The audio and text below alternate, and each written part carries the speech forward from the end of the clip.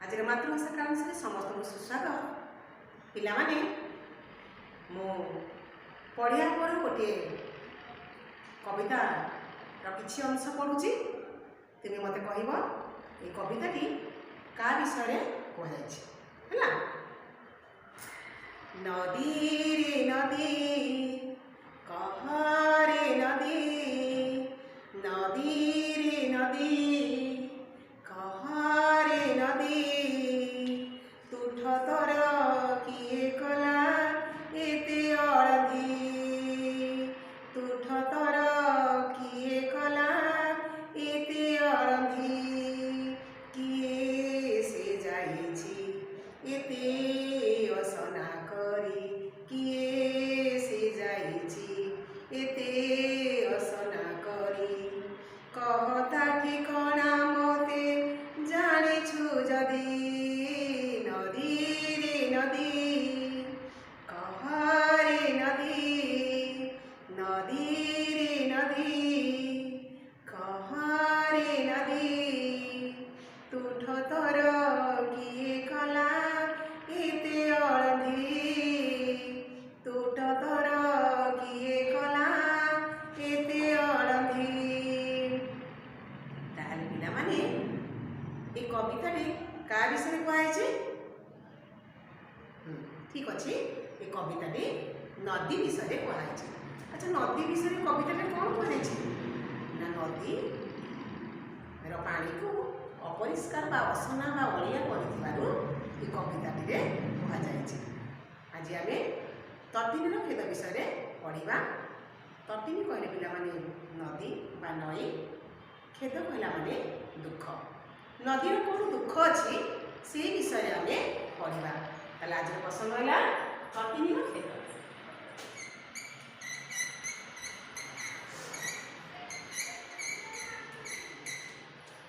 तटिनी रो खेद, तटिनी रो खेद कवि महेश्वर महांती लिखिछंती। से जगतसिंहपुर जिला ओसगणा ग्राम रे जन्म।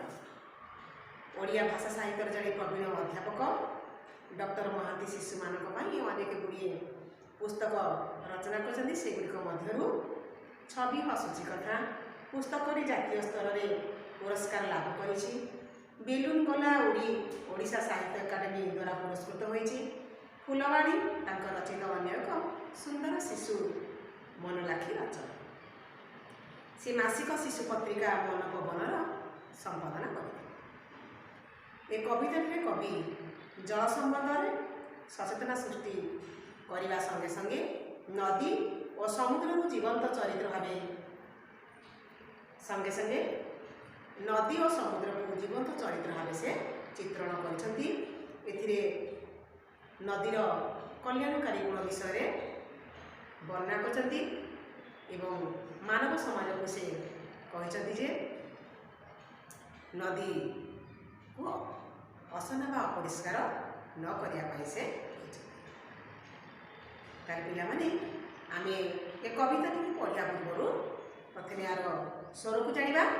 समस्ते बही देखिबा। आमे लंघी बंधुर गिरी कानन बुकु चिरी, झरई झर झर तटिनी, मधुर कल कल गीतरे छल छल, जीवन पथु केबे हटिनी, केते नगर ग्राम घन बनानी श्याम, हरित खेत आउ प्रांतर, सुदूर पथ भ्रमी जाए से अतिक्रमी, न होई श्रमितिरे कातर, कहिला दिने नदी शुण गमहदधी, शुण मो जीवनर कसण, मानव शिशु आजी घोर दानव साजी, हरिछि मोर सबु भूषण। पिला पाठ को जाए। कवि कौन कहले? लंघी बंधुर गिरी कानन बुकु चिरी। ଲଙ୍ଘି ଗଲେ ପିଲାମାନେ ଅତିକ୍ରମ କରି ବନ୍ଧୁର ଗିରି ମାନେ ଖାଲ ଢିପ ଗିରି ପାହାଡ଼ ପର୍ବତ କାନନ ଜଙ୍ଗଲ ବୁକୁ ଚିରି ତାର ଛାତି ଦେଇ ଝରଇ ଝର ଝର ତଟିବେ। ନଦୀ କିପରି ଝରଝର ହୋଇ ବହି ଯାଉଛି ଏଠି କୁହାଯାଉଛି। ଲଙ୍ଘି ବନ୍ଧୁର ଗିରି କାନନ ବୁକୁ ଚିରି ଝରଇ ଝର ଝର ତଟିବି। ନଦୀ କେତେ ପାହାଡ଼ ପର୍ବତ ଜଙ୍ଗଲ ମଧ୍ୟ ଦେଇ ଅତିକ୍ରମ କରେ ତାର ବନ୍ଧୁର ଗିରି ବାହୁଡ଼ା ଖାବୁଡ଼ା ପଥ ଦେଇ ଅତିକ୍ରମ କରିଯାଏ ଝର ଝର କଳକଳ ନାଦରେ ବୋଲି କବି ଏଠି କହିଛନ୍ତି। ମଧୁର କଳକଳ ଗୀତରେ ଛଳ ଛଳ ଜୀବନୁ ପଥୁ କେବେ ହଟିନି। ନଦୀ ଅବିଶ୍ରାନ୍ତ ଭାବରେ ବହି ଚାଲିଥାଏ ତାର ମଧୁର ମିଠା କଳକଳ ନାଦରେ ତାର ବହିଲା ସମୟରେ ସତେ ଯେମିତି ଗୀତର ଛଳ ଛଳ ସ୍ୱରରେ ସେ ବହି ଯାଇଥାଏ। ଜୀବନ ରାସ୍ତାରେ ବା ଜୀବନ ପଥରେ ସେ କେବେ ହେଲେ ହଟେ ନାହିଁ ବା ହାରି ଯାଏ ନାହିଁ।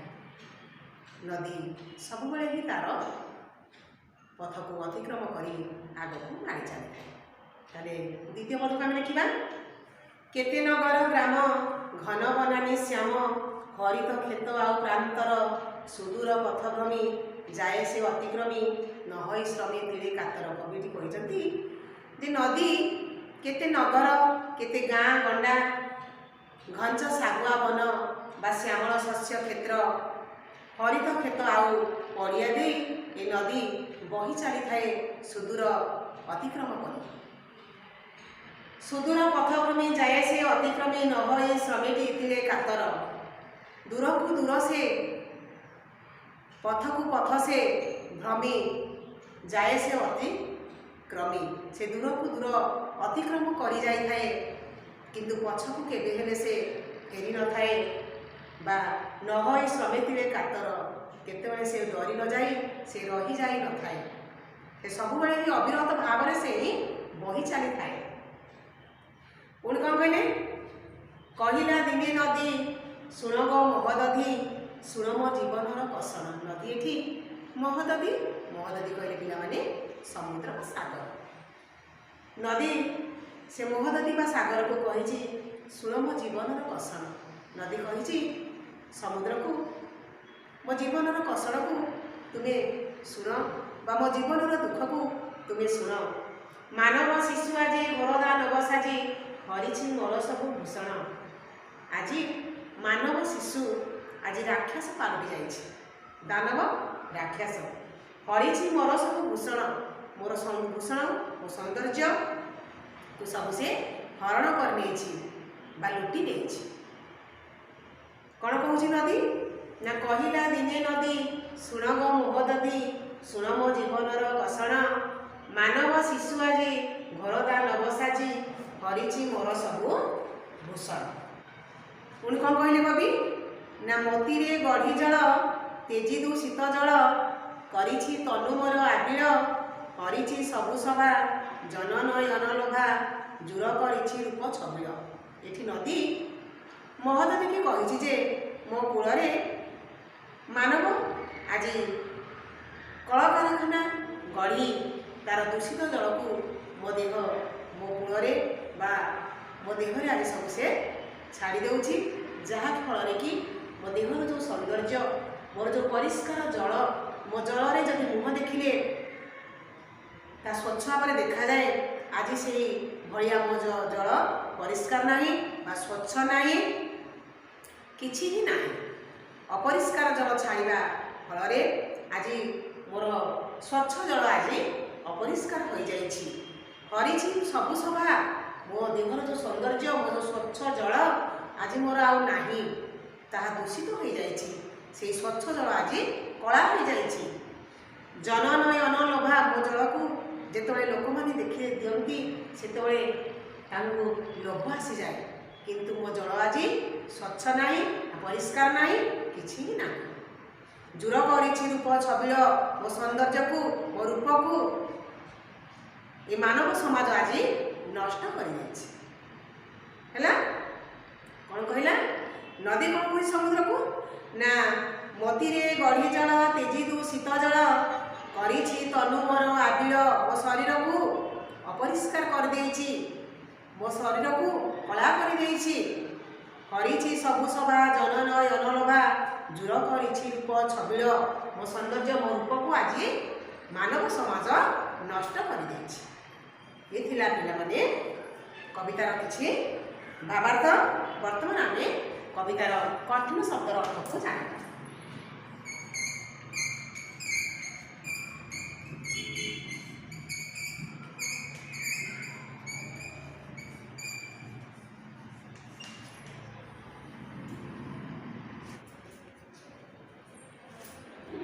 ବର୍ତ୍ତମାନ ଆମେ ଜାଣିବା କଠିନ ଶବ୍ଦର ଅର୍ଥ। ଲଙ୍ଘି ଅତିକ୍ରମ କରି, ତଟିନୀ ନଦୀ ନଈ, କାନନ ଜଙ୍ଗଲ ବଣ, ମହୋଦଧି ସମୁଦ୍ର ସାଗର, ହରିଛି ହରଣ କରିଛି, ତିଳେ ଟିକିଏ, ବୁକୁ ଛାତି, ଘନ ଘଞ୍ଚ। ବନ୍ଧୁର ଖାଲ ଢିପ, ଭୂଷଣ ସୌନ୍ଦର୍ଯ୍ୟ, ହରିତ ସବୁଜ। ଠିକ୍ ସେଭଳି ଆମର ଆସୁଛି ପ୍ରତିଶବ୍ଦ।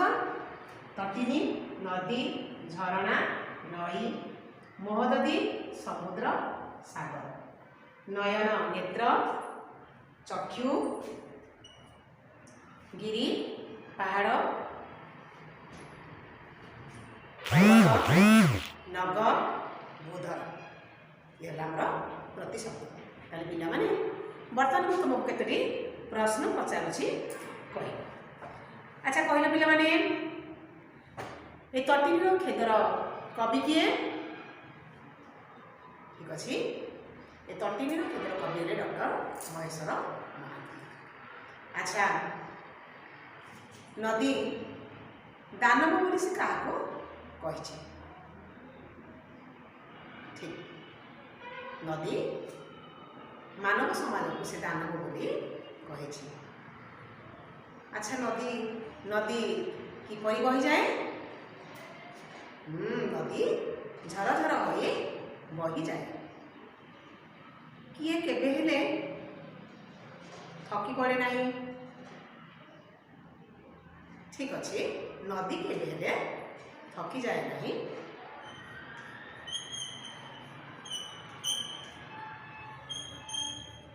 ଗୃହ କାର୍ଯ୍ୟ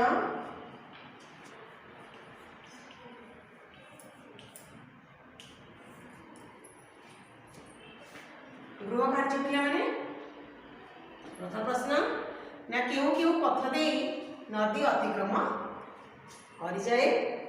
ଦ୍ୱିତୀୟ ପ୍ରଶ୍ନ ନଦୀ କୂଳରେ କ'ଣ ସବୁ ଗଢ଼ି ଉଠିଛି? ତୃତୀୟ ପ୍ରଶ୍ନ ହେଲା ମହୋଦଧିକୁ ନଦୀ କ'ଣ କହିଲା? ତାହେଲେ ପିଲାମାନେ ये थिला तुम गृह कार्य। या तुम्हें घरे खातार लिखा सहित एक प्रसंगर बाई कविताटीर स्वर को तुम्हें घरे अभ्यास कर।